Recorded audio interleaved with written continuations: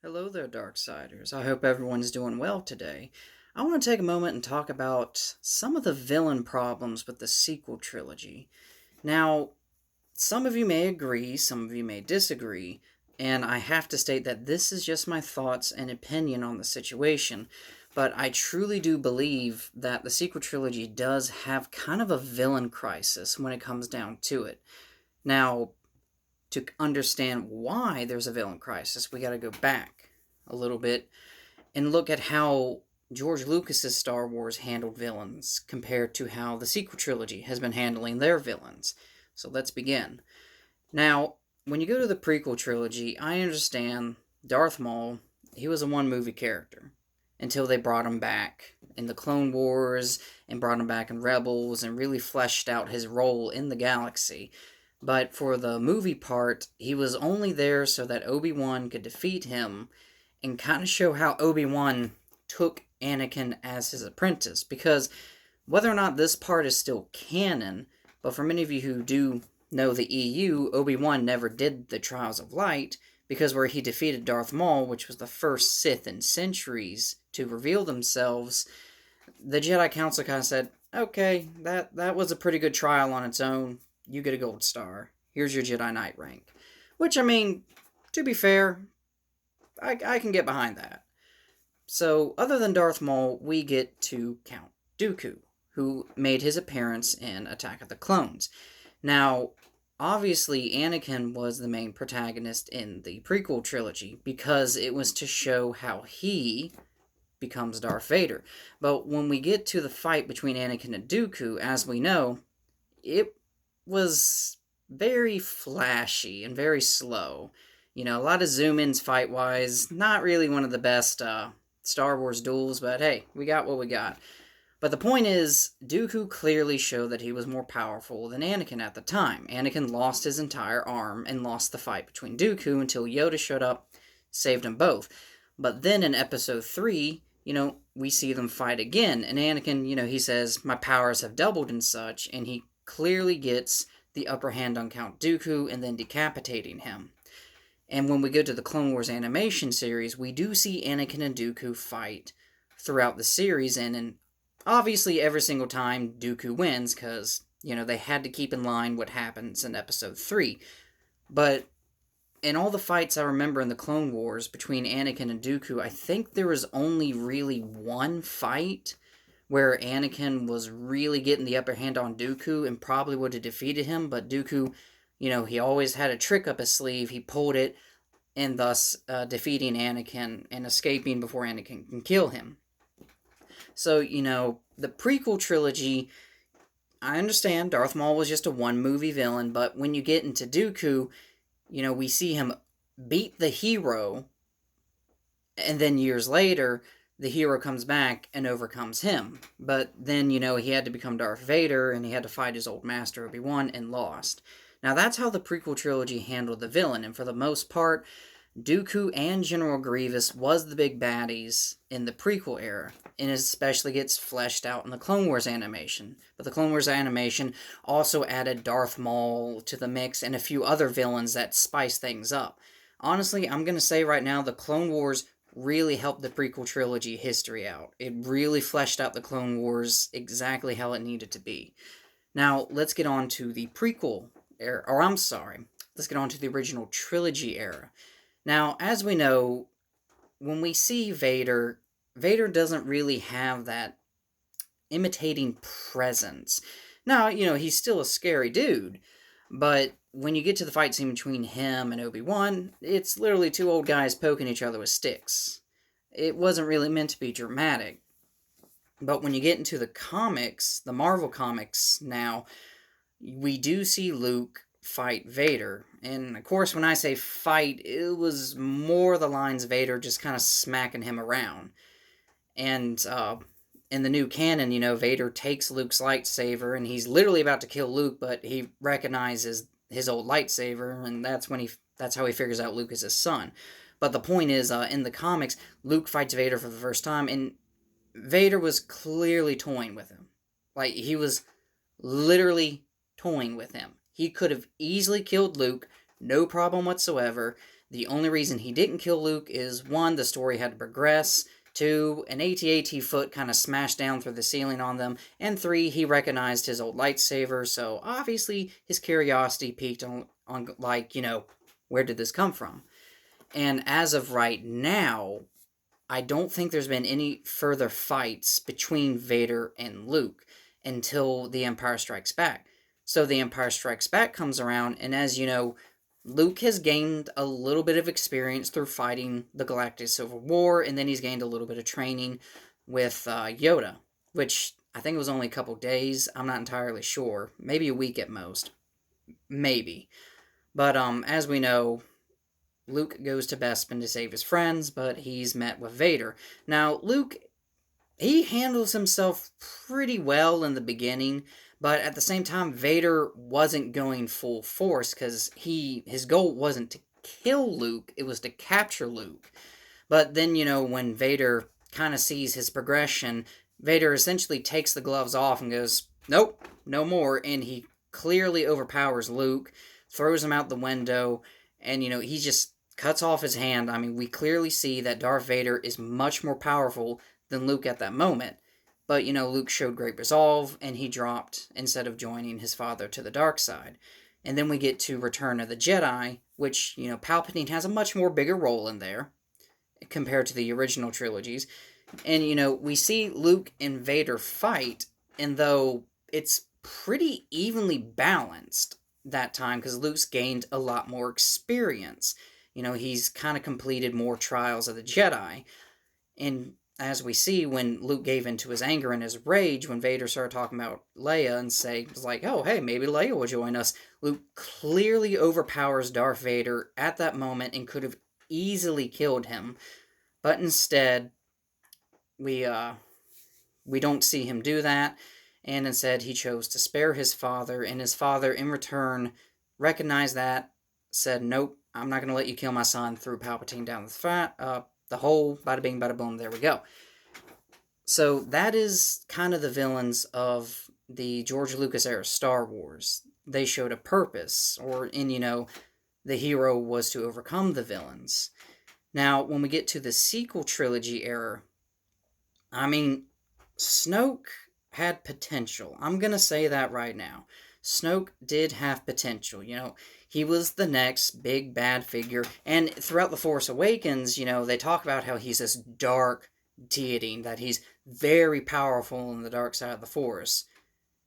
Yet his body, or mainly his eyes, doesn't show dark side corruption. So Snoke possibly learned a way to really balance the Force where, he can use the full potential of the dark side, but, other than his deformed face, he doesn't let the dark side consume him completely. I don't know. That's a video and a theory on its own. But, Snoke was that villain. He was supposed to be that good villain. But the problem is, Kylo Ren, or Ben Solo, he was also meant to be he was meant to be the Darth Vader figure, and Snoke was meant to be the Palpatine figure. But the problem is, Ben clearly, he had training. He trained under his uncle Luke, he was strong in the Force, and he had what training he got from Snoke. Rey, on the other hand, was a girl who kind of just stumbled into everything, but somehow, despite lack of training and just understanding of the Force in general, she does overpower Ben, strikes him down. Well, she defeats him, and then, she leaves with victorious.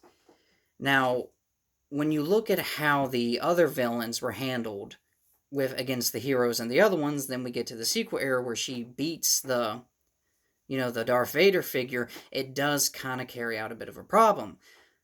But then the problem, in my opinion, only got worse when we get to The Last Jedi. Now, when we get to The Last Jedi, Snoke does call out, Kylo Ren on, how did this girl beat you? She had no training whatsoever. What the hell, man? But then, as we progress through the movie, Ben kills Snoke. Now, Snoke could have only been there just to help Ben progress in his power, or his leadership position. I'm not too sure which. But I do believe that one of the biggest mistakes of The Last Jedi was killing Snoke, killing the Master. So, Ben did kill Snoke. Him and Rey kind of fought again, but once again, Rey became victorious in the end. So, now we're coming up with episode 9. Snoke is dead. Ben is supposed to be this, he's supposed to be the big bad villain, but the issue with him being the big bad villain is the pure fact that we've seen him lose twice to the hero. Honestly, I don't think there's a lot of tension going in between Rey versus Ben again, because we've already seen Rey beat Ben twice. The first time was obviously in The Force Awakens, and then we see her defeat him again in The Last Jedi. And Ben's supposed to be the supreme leader. He's supposed to be the big bad villain. But we already seen our main hero beat him 2 times. So it's kind of hard going into this believing that he is going to be the main villain and the biggest danger, when we know for a fact that our hero would just overpower him and defeat him. And honestly, not allowing Ben to defeat Rey, at least even once, really damaged her story arc. Once again, I gotta say, that's my opinion.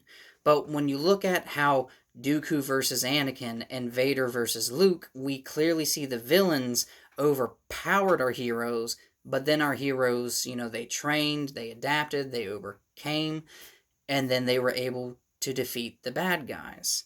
While with the sequel trilogy, we haven't seen that. We've just seen our heroes be victorious against the villains.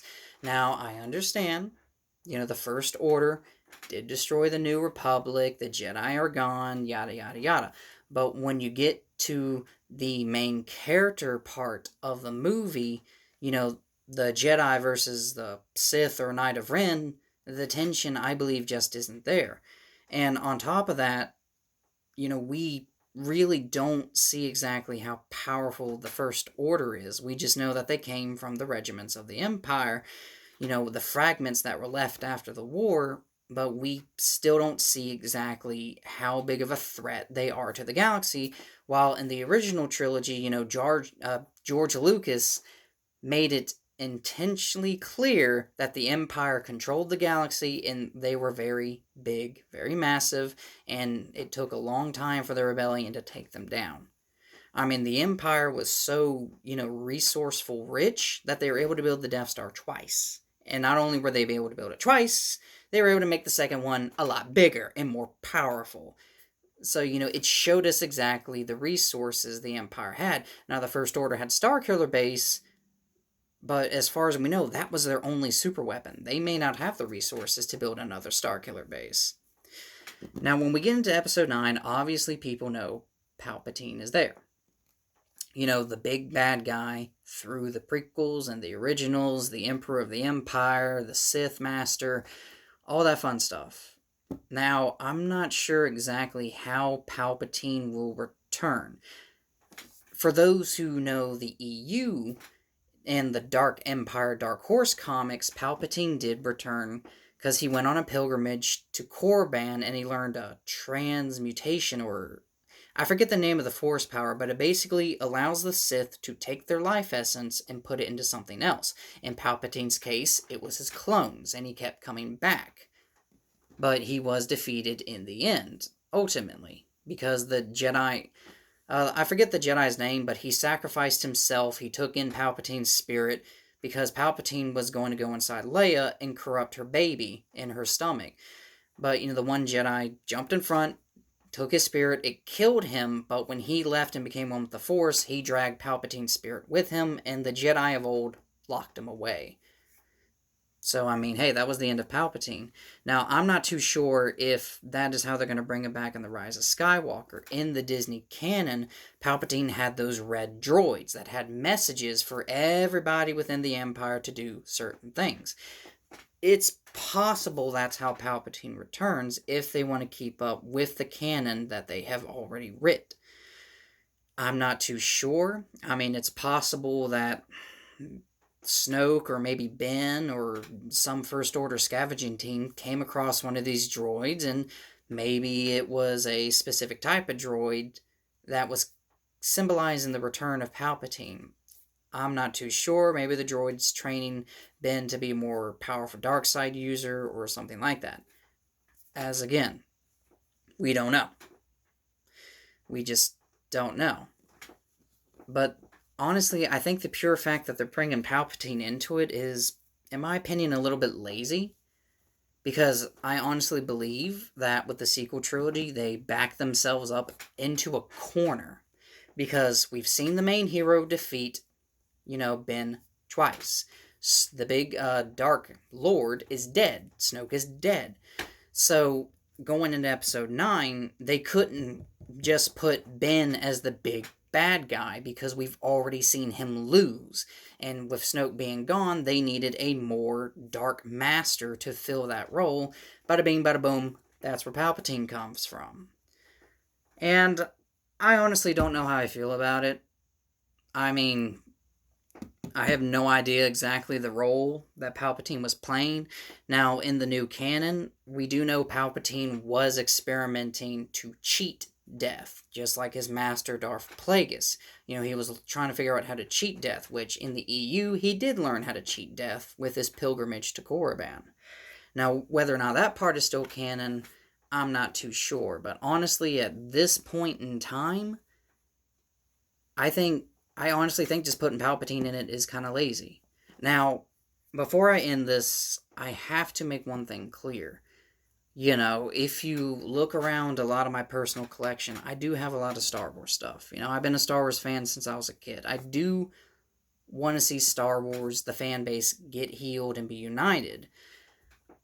But it's just with everything that they've done with the sequel trilogy, I honestly don't know what The Rise of Skywalker can save Star Wars. I really don't know.